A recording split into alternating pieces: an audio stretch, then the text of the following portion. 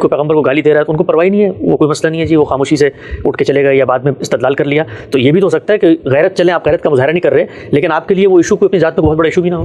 اس لیے کہ کسی کے بارے میں اس طرح کی رائے قائم کرنا اور بغیر کسی دلیل کے قائم کرنا یہ تو بڑا نیکی کا کام ہے. اللہ تعالیٰ نے ہمیں مسلمانوں کے بارے میں کیا تعلیم دی ہے؟ اجتنبوا کثیرا من الظن ان بعض الظن اسم، یعنی گمان کرنا چاہیے، دوسروں کی نیت متعین کرنی چاہیے، اس کے محرکات طے کرنے چاہیے کہ یہ وجہ ہوگی.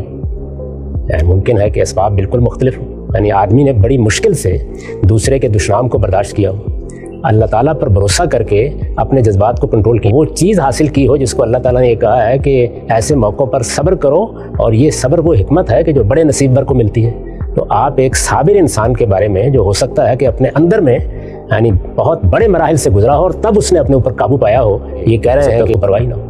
سے لوگ یہ بھی کہتے ہیں کہ غامدی صاحب کو چلو غصہ نہیں آتا، بڑی ٹھنڈی میٹھی باتیں کرتے ہیں، لیکن وہ میٹھی میٹھی باتوں میں ایسا جملہ کہہ دیتے ہیں کہ اگلا آدمی جو ہے نا اس کو بہت غصہ آ جاتا ہے. مثلا وہ جو ہے وہ 10 منٹ استدلال کرے گا اور غامدی صاحب کہیں گے جی اس کا تو دین سے کوئی تعلق ہی نہیں ہے، تو اب وہ تو بیچارہ ہوئے بیٹھے جل رہا ہوتا ہے، غصے میں پنپ رہے گا، اس کا کیا حال ہوگا؟